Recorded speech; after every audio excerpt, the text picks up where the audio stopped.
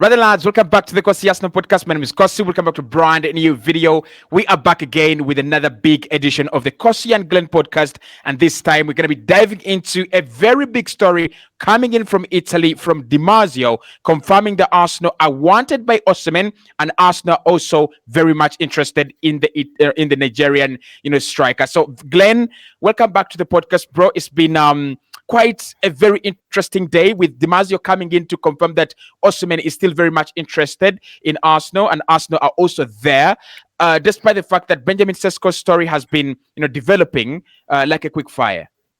Yeah, nice to be back again. As always, hope you guys are enjoying all the content. Now, Arsenal has never really been a team to be linked to strikers, especially recently. Yeah. So to have links, two of them in a row in terms of strikers, it's a weird one. So I can't wait to get into it. Yeah, so definitely. We're going to be diving into why Victor Osimhen would be a very good signing for Arsenal. Obviously, many of you believe he's such a quality player who's really proven. You know my take on him. And we're going to be discussing with Glenn why I think Osimhen and Sesko would actually be a very good partnership, but Arsenal shouldn't go for both of them. And we'll be talking about a little bit of Kudus, because last summer, Arsenal actually made contact with Ajax to sign Mohamed Kudus, but FFP came in the way. Should Arsenal go for Mohamed Kudus this summer? How much is it going to cost, from West Ham? And would they really want to sell? Hit the like button, subscribe to the channel. We are very close to 80,000 subscribers. So make sure you're getting involved in the comment box below, but also getting involved in building this community. So let's start off with the Dimarzio story, Glenn. He's come out and said there is still major interest on both sides, on both parties, when it comes to Arsenal and Victor Osimhen. Fabrizio reported in January that Osimhen was big on coming to the Premier League, but he didn't reveal a club, and we all thought maybe it's Chelsea. I mean, he was linked more to Chelsea rather than Arsenal, and Arsenal were linked with more of the Ivan Toney story. Yeah. Right now, talks between Chelsea and Napoli have failed to take off. Arsenal interested. What do you make of this one? I didn't expect Arsenal to be any news about Osimhen. I was thinking if it's not Sesko, you're going to hear something on Gyökeres, or maybe we hear development on the Isaac story, maybe in terms of that. But I thought the Ivan Toney story is dead, and I never thought you're going to be linked to Osimhen. Why? Chelsea, it has always looked like Chelsea. Or I was also thinking, it could be PSG. I've always thought it could be PSG the last 1 year. It could be the one to replace Mbappe. But I was also thinking, what if Mbappe doesn't end up at Real Madrid and Jose, who I don't think is a striker they're looking at to cover them for a lot of years. Maybe Real Madrid could go for someone like an Osimhen and he'd pick them. So I didn't expect us to be linked to Osimhen, especially after we've been told that the Sesko deal is very, very close. That is a huge surprise. I did not expect it at all. Very exciting to be linked to such caliber of strikers. 2-3 years ago, it would have been a dream. Like even Chelsea would have been, even trying to say you're going to get a player ahead of Chelsea 3 years ago would have sounded crazy, because there's no way. So being linked to a player like that, and Dimarzio in terms of Italian news and Serie A news, is very dependable and very reliable and credible. So I definitely think there's something onto that. And obviously, I've also had Chelsea fans a couple of weeks ago saying, can we get Lukaku to go to Napoli, and then we get Osimhen? Yeah. Conte has just been announced by Fabrizio right now. As here we go to Napoli, you would want a Lukaku that he played very well for him at Inter Milan. So they thought it was going to be a swap deal. But now it's looking like that deal is not going to go through. And there's a part where I also saw that he wants to go to England really much. And it can't really be Man United. They already have Højlund. It can't really be Man City. They already have Haaland. And then you're really only looking at us and maybe a Liverpool. And Liverpool already have Nunes as well. We're the only team. Yeah, we're the only team that doesn't really have central strike. And the ones that we have are linked with moves away in Nketiah and Jesus. So it's a very surprising story. I'm happy that we are linked to players like this, but I'm quite surprised that this story has popped up today. Yeah, I mean, it talks about, it brings out the idea of what we were talking about 3 weeks ago, that so many big signings would actually would want to play for this Arsenal, project. Now, we didn't know the big names. We didn't know the big profiles. Now we know the big profiles. The likes of Osimhen are actually dying to play for Arsenal. And, it is shocking still, because the last time we had Arsenal really being wanted by clubs, by players, is when we were not even, creating content for Arsenal. That was in 2004, 2005. Everyone wanted to play for the Invincibles. 20 years down the road, we have fallen off a cliff. And now we're just coming back on a big stage where, like, everyone is like, if I go to Arsenal right now, my career is on the right trajectory. But there's a lot to talk about Osimhen and the deal. Let's talk about the likelihood of this happening. There's a very big hindrance in terms of the price, and we're also dealing with one of the CEOs that are so difficult to negotiate with. Aurelio De Laurentiis at Napoli is, for me, worse than the guy at Lyon, right? Jean-Michel Aulas. Those two, I don't want to negotiate with them. I would rather negotiate with Daniel Levy, at Tottenham, because for him, he sets his standards. If you meet his standards, he can you take the player. But De Laurentiis is a very, very difficult person to negotiate with. So, what is the likelihood that the Arsenal could spend 113 million on a player like Osimhen, or just on one single player this summer? And what is the likelihood that this deal happens for you in your head? Now, if we didn't sign both Rice and Havertz last transfer window, and you only signed maybe one, I would have been like, okay, there's a huge chance because we haven't really spent 100 million or this and that. But we've spent 100 million and we've spent 65 million, and with Sesko it's going to be like 50 million. So we have to be, worried about FFP. The likelihood of it happening in terms of price, I'd say quite low, because there's other positions they want to sort out, and we've been told over the last couple of weeks that he's looking for a left back, he's looking for a winger, he's looking for a midfielder, they've been into a couple of midfielders and a striker. So they're probably trying to balance it out. The only way the Osimhen deal would go through is if we sacrifice one or two of those positions and say, listen, we didn't know Osimhen would become available, we didn't know he's going to choose Arsenal.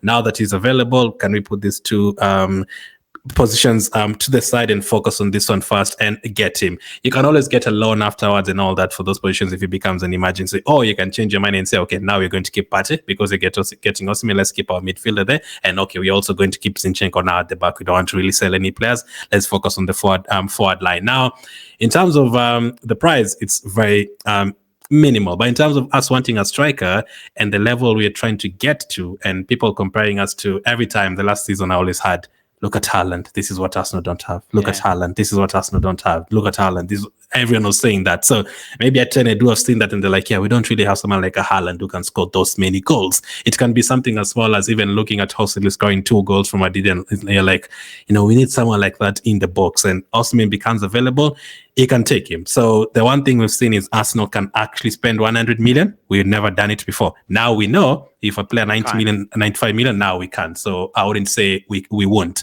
But the only other worry is style of play. How much does he feel style of play? Because as we've been told by Edu, as I always tell you, Cossy, 180 pages. We'll always say that in every single stream. How long have they been looking at Osimhen? I'm sure they've looked at him because the striker was very good and he's been looked at all the other teams. But in terms of right now, is he what is going to fit at Arsenal right now? In terms of age, he's slightly ahead of Sesko, 4 years ahead of Sesko. Sesko's just turned 21, so we can say 5 years ahead of him. Does he fit in terms of the culture? Maybe they don't want any disruption. That thing of, Osimhen is doing interviews, Drogba, this and that, he's not supposed to be doing this and that, he's talking in the media. Maybe they also feel like that could be a cultural block and they don't really want that. So, but in terms of quality and us needing someone like a Haaland and all that, it's likely. But in terms of out of 10, I would say a 3. Yeah, I would just go with a 3 as well in terms of on a scale of 1 to 10, how likely is Arsenal to sign Victor Osimhen? I'm actually going to say that this could be a marketing decoy strategy, smokescreen kind of strategy. The people who have done it before, the Manuel Locatelli one, where it happened with the Sassuolo CEO coming out and said, "Oh, we used Arsenal as a smokescreen, and we got what we wanted." So I think it might be kind of a smokescreen. Now, in terms of pricing, 113 million these days for a striker, that is the best you can get on the market. Victor Osimhen, 100 million, that is the best you can get from the market, right? But because it's got that release clause, and I think Arsenal don't want to be bullied and pushed around in the market, I don't think that's going to happen. I don't see Arsenal under Mikelata and Edu sign a player from a CEO like Danny Levy or De Laurentiis or Jean-Michel Aulas, right? Like the Howsam Owadale, that was destined to happen.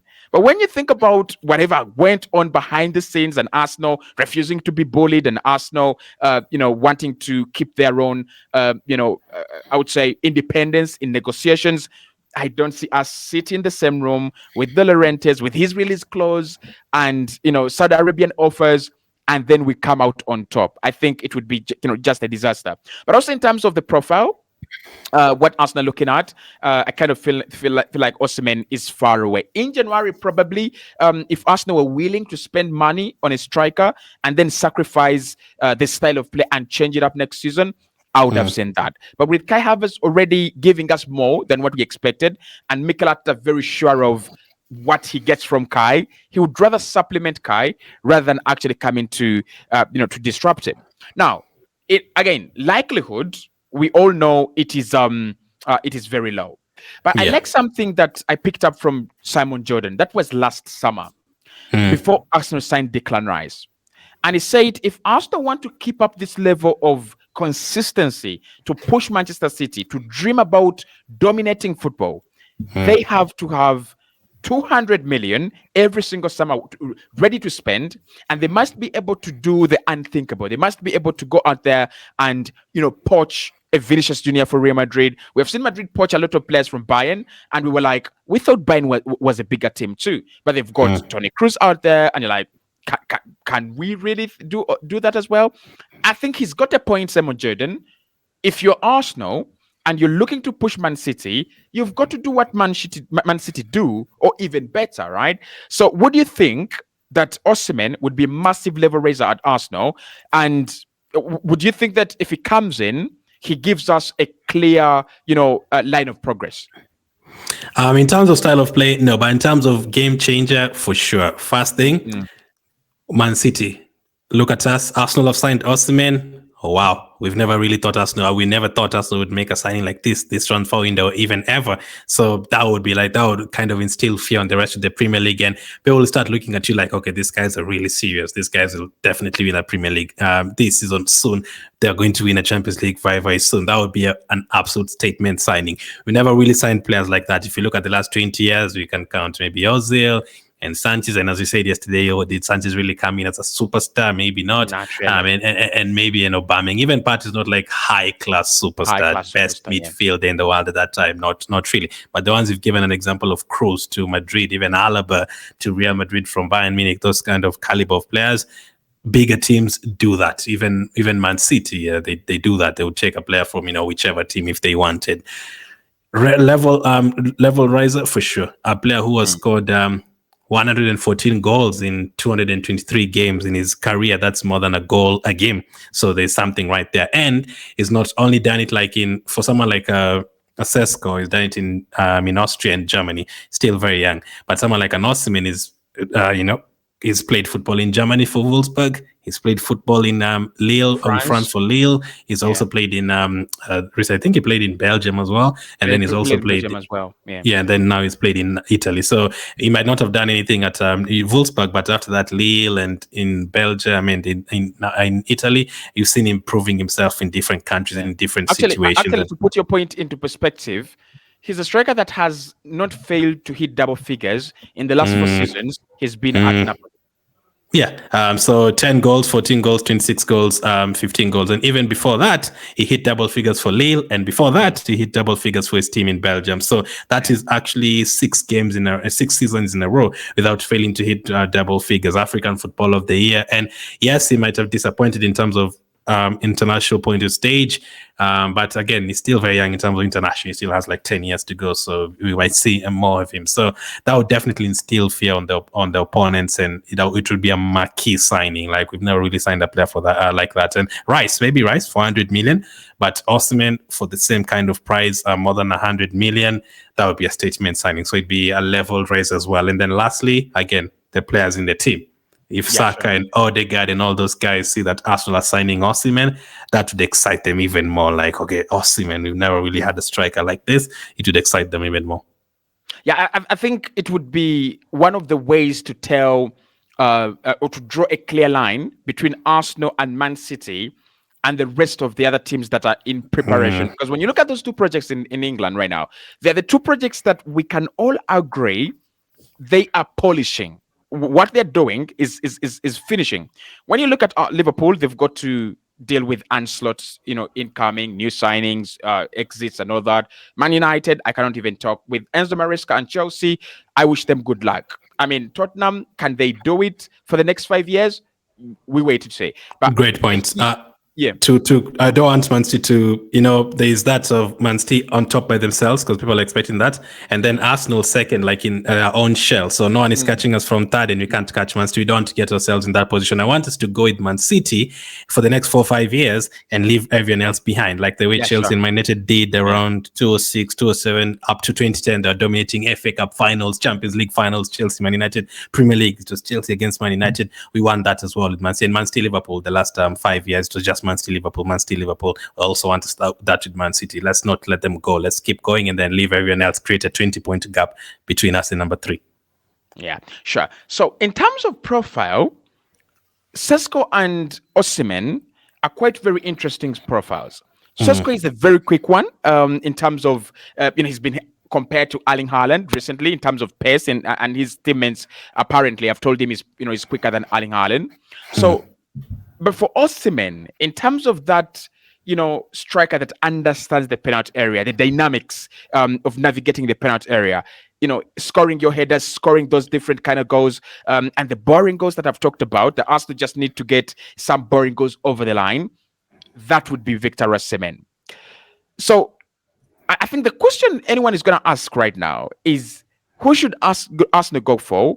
But for me, the most important question is, who is better than the other? Because what we want at the moment is that player that everyone would love to have. And I think Sesko is one player that really clubs would have to have.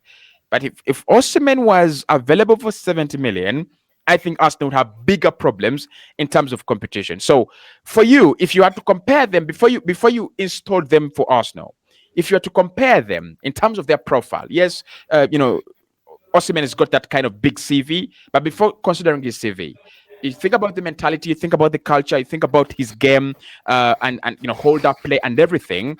Who do you think is the more all-round striker for you?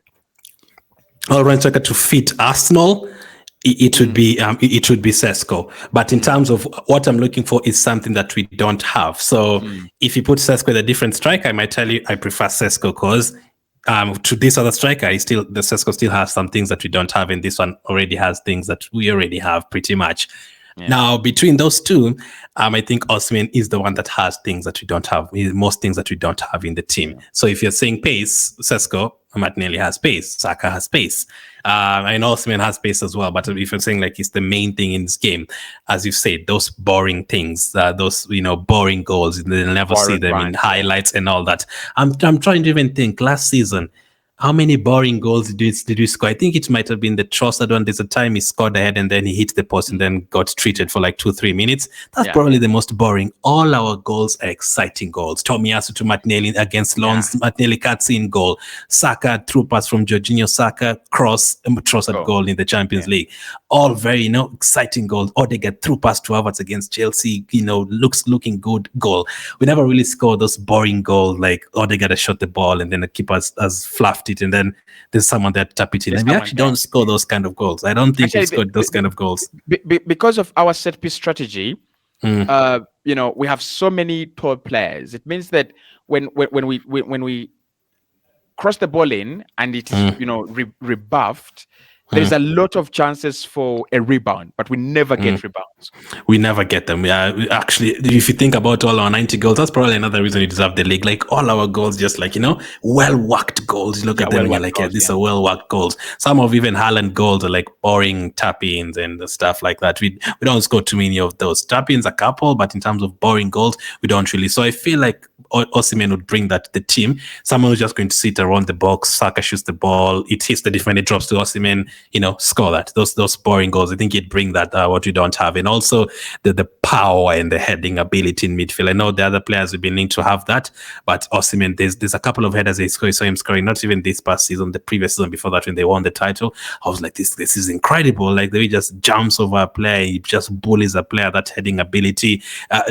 Nicholas Jova would be absolutely licking his lips. Yeah, With those, yeah. he'll be like, "Oh my goodness!" Together, the Havertz, that would be incredible. So, in terms of what we don't have, in terms of just a poach who just wants to be, in the box, and in terms of consistency, as we've said, you've 6 seasons in a row, goals, goals, goals, goals, goals. A goal every 2 games, less than every 2 games. So it's very consistent in terms of that. And maybe the reason why his goals are less the last season was because he only played 25 games in the league because of AFCON and because of injuries and all that. So And of course, he that can, controversy that happened, at Napoli, it could have distracted him a little bit as yeah. well. When I did our video earlier today and I asked you, Sesko and Havertz and Jesus and all of those players who would be more likely to get 20 plus goals. Now, if I ask you that question, including Osimhen, you wouldn't even think about it. It would be Osimhen. Yeah, He would get 20 plus yeah. goals. Like, And he'd be number it's one. actually crazy. It's actually crazy that he scored 15 in 25. I didn't notice that. 15 in 25. That's a very good return. Very good. That's a good return. So if you add 10 games and add 10 goals, 25 in 35. So that all of a sudden is a great return. And I don't think it takes penalties. Kvaratskhelia takes some. I think Zielinski has been taking some the previous season as well. Are a little bit spread out. Yeah, Raspadori, I've seen him taking, Zielinski, Kvaratskhelia, all of them. Yeah, so he doesn't really actually take all the penalties. If he did, I don't think he's the best penalty taker. I've seen him missing a couple. If he did, he would have been getting like 20 plus goals always. So I think for him, you'd put him number one in terms of goals. So he'd bring that to what we have. That is when I'm comparing the two. But when I'm comparing Sesko with a different striker like a Tony or someone else, I probably say Sesko brings more of what I need than this. But Osimhen brings something that we completely don't have in terms of just waiting in the box, pulling defenders, heading ability, and all that experience, consistency, 6 in a row, all that. And player just wants to score. Yeah, like we've said, Sesko is more of what Arsenal are doing in terms of profile, and Osimhen would be Arsenal raising the bar. At the Arsenal just deciding to raise the bar. At the moment, so it's very, very interesting. Now, there's a few Arsenal fans who think that because he didn't have a very good AFCON, Arsenal should stay away from them. And my answer to them has been, you're never going to have a player who plays 300 million games and he has 300 million good performances. It can never happen. Even Messi has had bad games. Even Ronaldo has had bad games. He has bad tournaments. Ronaldo is trolled for his performances in the World Cup, always. And he's one of the best players that we have ever seen. We are lucky to have ever seen, Ronaldo. Otherwise, we're going to be seeing, I don't know who on the wings in the next 10 years. So what would be your assessment of his AFCON period? And would it be a reason for you to either refuse to pay the 100 million or even quit the deal? I mean, I would probably consider, but I wouldn't say like he's become a bad striker because he had 2-3 bad games at the AFCON. Now, whatever reason, I don't know. Whatever reason he had a bad international tournament, I don't know. One thing I also look at is if you tell me a player was bad at Club Brugge, a player was bad at Barcelona, I don't care. This is Arsenal. Different tactics, different players around him, different manager. It could work out for him here. Havertz is a good example. So I don't really look at that. And when someone says he doesn't play well internationally, I usually try to look at the European football for that player in terms of the club. So how has he done in the Champions League and League? Now, if you look at his Champions League numbers and League numbers and Europa League numbers, got 2 goals in 6 games this season. He got 5 goals in 6 the previous season, 4 goals in 5 the previous season. So this is Europa League and Champions League and all that. So he can definitely deliver at an international stage. People can say maybe when the lights are on and the cameras are flashing, he freezes. He's going to score Napoli against Udinese, or Napoli against Salernitana is going to score 10 goals. Fine. But when you put him up against a Ghana or an Egypt or a Barcelona, all that, is going to choke. But if you compare it to the numbers he's done in the Champions League, I saw him playing against, I think it was Barcelona this season. Yeah. He was very good. I think in the home game, he was very, very good. He dominated that game and all that. So I don't have a problem. If it was 2-3 different tournaments that, oh my goodness, this guy has played an AFCON and 2 AFCONs and a World Cup and he's not played well. And in the Champions League, he has played 8 games. We've only ever really seen him scoring 1 goal. He always chokes in the big stage. It'd be wide because we also need a big game player who's going to help us in all of those games against Man City and Real Madrid. 1 chance, 1 goal. But I wouldn't really take too much note of that. Unfortunately, those people saying that, probably don't watch the series. So that's the Yeah. maybe, when you watch two games, you might fall on you like someone scores 30 games in a row, and then you're like, okay, let me now watch his games, and then the two that And you then watch yeah, doesn't score. he has a bad It game. it Like it could every happen. Yeah. yeah. The same story with me and Girona this season. Whenever I wanted to watch them, they've actually not played that well. But that doesn't mean they didn't have a good season. They've actually Mhm. qualified for the Champions League. That really that literally is a symbol of a Yeah. stellar season for a club like Girona. So I That's think why you need to watch like 20 games for yeah, someone to exactly. judge a player or a team.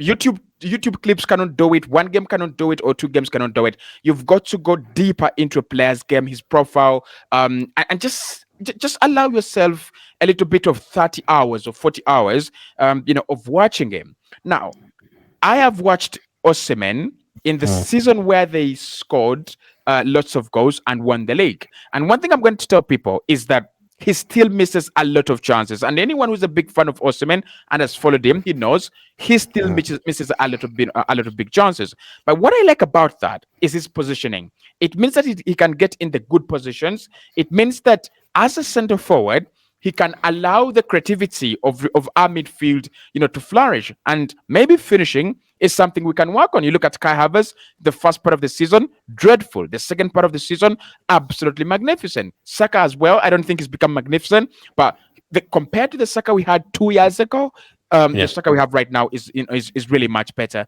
So for me, Osimhen is a no-brainer, guys. Even if someone is bewitching you, let them not turn your head. Osimhen is a no-brainer. Like if he went to Madrid, we will all say, "Wow, Madrid have become unstoppable." If he went to Man City, we'll say, "Man City is a cheat code." Any team that gets Osimhen, we would actually praise them. So I don't want us to be misled. Osimhen is a no-brainer for a Oh yeah, club for and sure. a project like I don't Arsenal. want us. When I had Osman could go Chelsea, I was like, I'm not sure. I don't Yeah, want that to happen. They could be yeah. better because Jackson misses chances, but Osman will get a lot more. He'll create stuff more for himself. He'll run in behind. He'll bully defenders. He'll hit a defender onto the ground, and he'll start trying to score that goal. We don't really want him to end up at any other team, so he would be a big signing if you actually got him over the line. Yeah, absolutely. Now we're gonna keep an eye on this one because he's not going for the Euros and he's not going for the Copa America.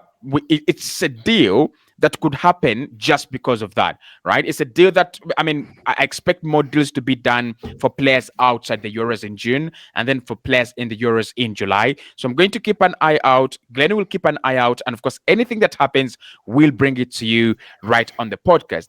Now, Mohamed Kudus is a player Arsenal have appreciated, and today we can confirm from reliable sources that Arsenal were trying to sign Mohamed Kudus last summer.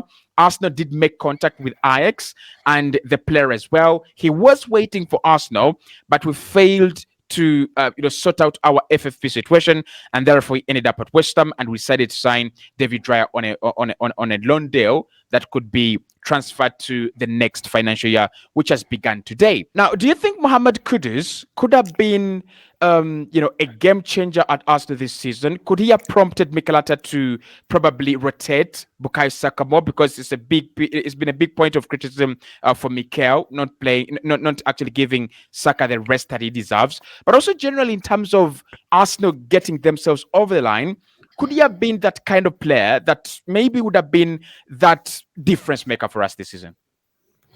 Now, people usually say whenever we ask people, Saka, or is he playing every single day? They're like, Arteta's done this. Arteta just doesn't want to rest him and all that. Yeah. I personally don't agree with that. I usually feel like he doesn't bring people off the bench because he doesn't trust them. Saka brings a lot of defensive work. Maybe he doesn't trust Nelson or Vieira to do that in terms of defensive work. And sometimes he maybe thinks, what if this other team scores and it becomes 2-1? Do I really have anyone else to score if I've taken out Saka on that right side? And that combination with Odegaard and White, I think he also looks at that. Now, I personally don't agree with that. I feel like it's because we don't have anyone to bring off the bench. Now, if you have someone like a Kudus, Saka's been playing 38 games, so you haven't really looked at the problems. But this past season, we saw him finally missing games. We saw him finally getting injured, him limping off. People make a joke out of that. Opposition fans are like, oh, Saka is limping.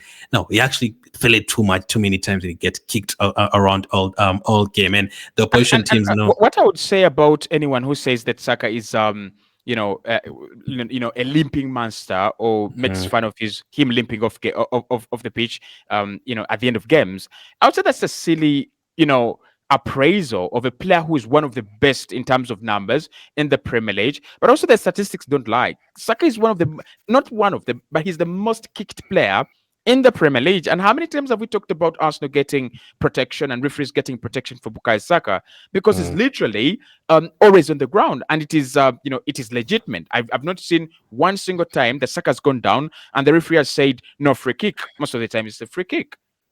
Yeah, so him being kicked out and being kicked around in his missed Man City game. He missed our game at the end of the season. So two very crucial games. The one that could have Yeah, won us the title at the end and the one against Man City earlier this season. So maybe if he had someone like a Kudus there, he'd have been like, okay, I'm bringing almost the same quality to the player. Like I used to watch Kudus a lot when he was at Ajax, maybe even more than I've watched him at West. I mean, I always look at this player like, I want him at Arsenal. This would be a great guy. This would be like the quality, the pace on the wing, the trickery, all the flair. He has that magic in him. I was like, this guy would do it. So if he was there, maybe that could have meant Saka rest for a few games. Maybe that could have meant maybe sometimes playing on the left side when those players were off form, because there was a bad time where Martinelli, Havertz, Odegaard and Saka were all out of form. Yeah. December and January, it was terrible. Maybe if you have a different option, maybe you'd have had Kudus on one wing and Trossard on one wing, then it would have helped us get through those games. Now, would it have made a difference in terms of us winning the league? I think in terms of the bench options, in terms of, the rotation and a different option, yes, because Man City have different options. They don't have too many players, but if he doesn't want to work with Grealish, they have Doku space to come in. If he doesn't work with Bernardo Silva, they can throw in Alvarez and make it a front two, or Alvarez behind Haaland, or whatever way he wants to use it. He can sub off De Bruyne and change the game and have a middle, like a double pivot with Rodri and Kovac. So you need to have different ideas everywhere else. Now, for us, in terms of the right side, when Saka goes down and gets injured, we all of a sudden, we don't even know what is going to happen. Is it Martinelli on the right side? Don't really like that. We have no preferred option. Preferred option on that side. So you're all scrambling around like, okay, what do you think Atta should do? I'm sure and the managerial team also looks at you like, should we keep him in? Should we bring in someone else? I think it's usually confusing because you don't really want to do. But if you have Kudus there, like throwing Kudus, or some games you have Saka on the bench and then Kudus is playing and then maybe you're having it hard and it's 0-0. You're like, okay, let me bring the sure guy, Saka come in, do the job for us. And I think Saka himself, I would like to ask Saka, are you happy playing every single day? Or would you like to actually rest? I don't know, he probably would say he wants to play every single day. But in private, ask him, do you feel like sometimes you're tired and you need to come off? I think he'd probably say yes. So if he had someone like a Kudus last season. Honestly, the best teams, one of the things they do is game management for young talents. It's a thing that is killing Spanish football right now. I look at Pedri and I look at Lamine Yamal. I'm like, you cannot play them, these hundreds of games, thousands of minutes at this young age. So with Saka, I want us to treat him like Phil Foden, but of course we can't because we don't have the pool that Man City have. But if you look at how Phil Foden has been treated and the impact of that, it's incredible. Mm-hmm. Yeah, true. I absolutely agree. So it would have been interesting to see whether you'd have gotten him last season. I think I wouldn't. I don't know.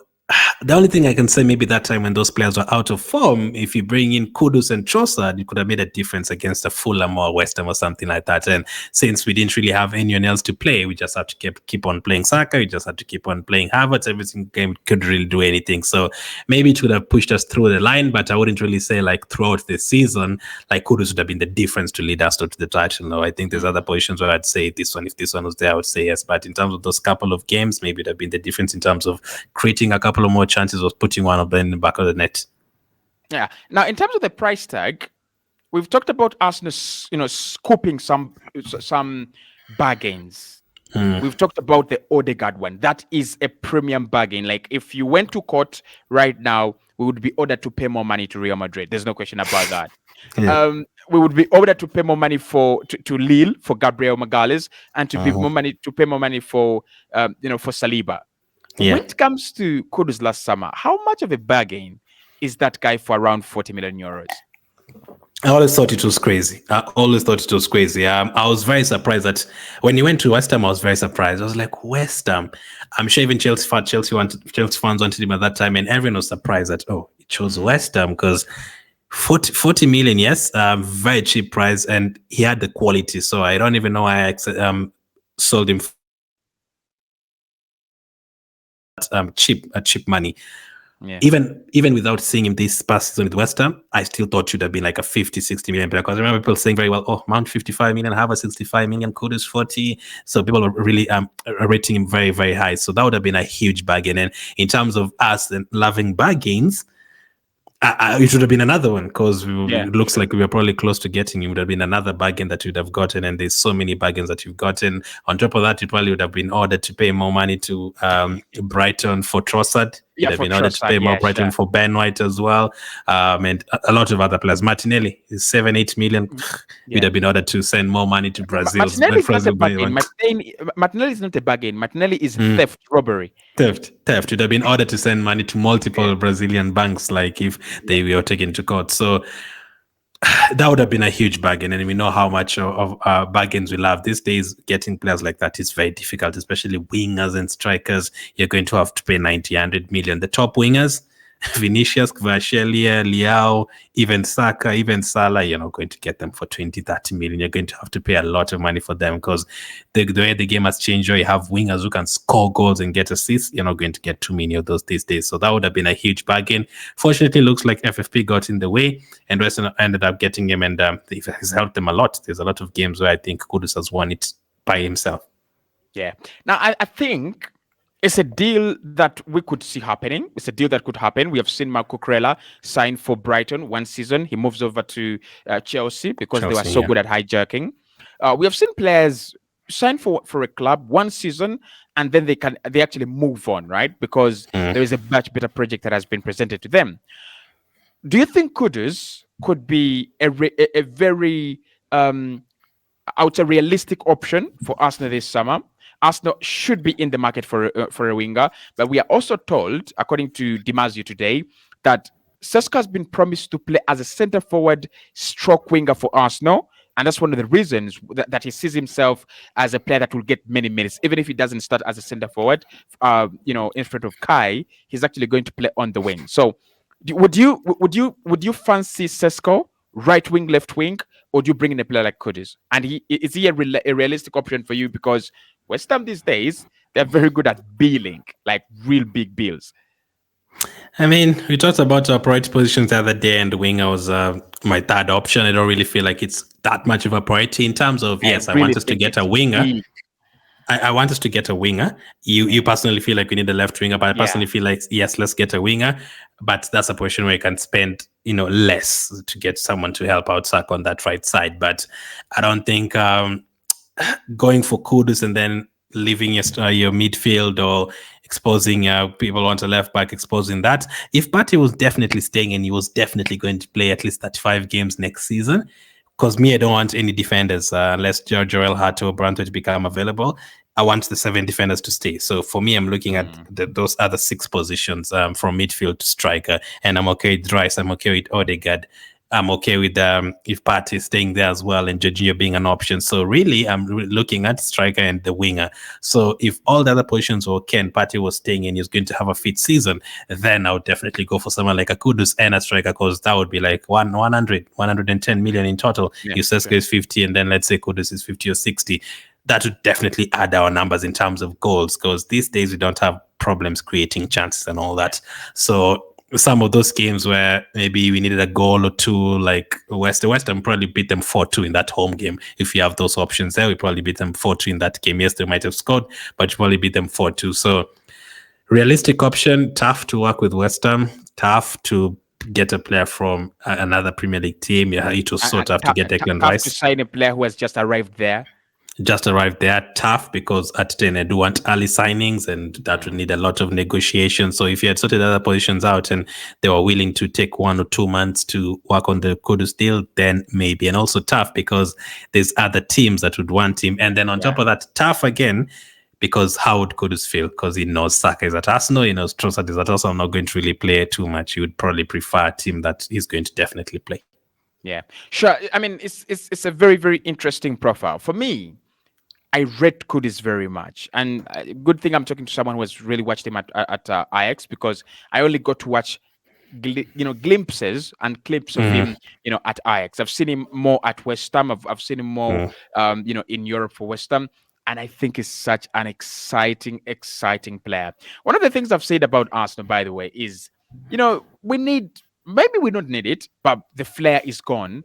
Mm, I've said the Santi Cazorla, Rosiski, flair is gone. And of course, with clubs like Man City, you don't get it very much. You get it from a player like Doku. You get it from a player like maybe Grealish. Grealish is not really a flair guy. So Doku, Riyad Mahrez, and such kind of. So I would love that kind of flair from Hamid Kudus once in a while if we can you get have the Mane on that experience. list.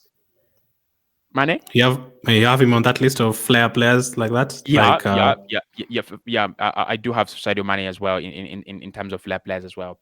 So I'll definitely take him left wing, right wing, number 10. I think he could do. I don't think he's uh you know an Odegaard replacement like people want to sell it to us. I don't see him mm, like that. I think Odegaard is a more composed figure in midfield. He's a different profile. Like his profile, you don't even see it very many times when you watch like teams, and I really really watch football for me on weekends. I don't see the Odegaard profile very much, but I mm, would also still play him in the 10 in a different kind of dimension if we're playing in the Carabao Cup or in the FA Cup. So I, I think it's a no-brainer if it is 60 million and below.